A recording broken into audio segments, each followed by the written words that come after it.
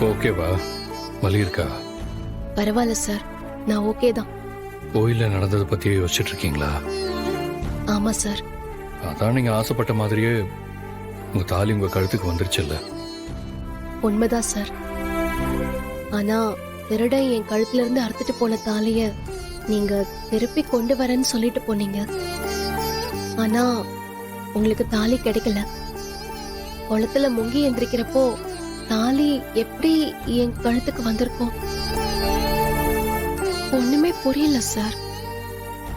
இந்த விஷயத்தை யோசிக்க யோசிக்க ரொம்ப குழப்பமாவே இருக்கு. திருடன் என்கிட்ட இருந்து புடுங்கிட்டு போன தாலி குளத்துக்குள்ள எப்படி வந்துச்சு? அதுவும் கரெக்டா என் கழுத்துக்கு எப்படி வந்துச்சு? இப்படி எனக்குள்ள இருக்கிற எந்த கேள்விக்கும் பதில் இல்ல சார். ஆனா தாலி என் கழுத்துல இருக்கு. பாரதி, நீங்க தாலி திருட்டு போன விஷயம் என்கிட்ட சொன்னதுமே நான் உடனே போலீஸ் ஸ்டேஷனுக்கு போய் அங்க இருக்கிற போலீஸ்காரங்களை எல்லாம் கூப்பிட்டுக்கிட்டு ஸ்நாச்சிங் நடந்த இடத்துல போய் விசாரிச்சேன்.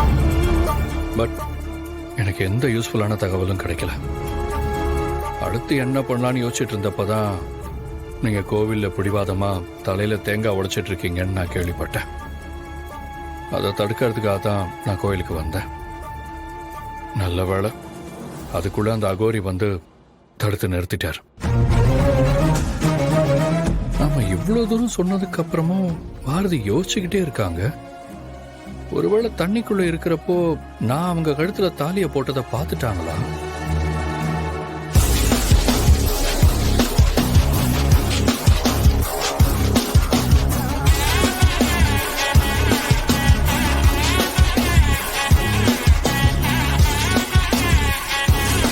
பாரதி தண்ணிக்குள்ள கண்ணை மூடிட்டு தான் இருந்தாங்க.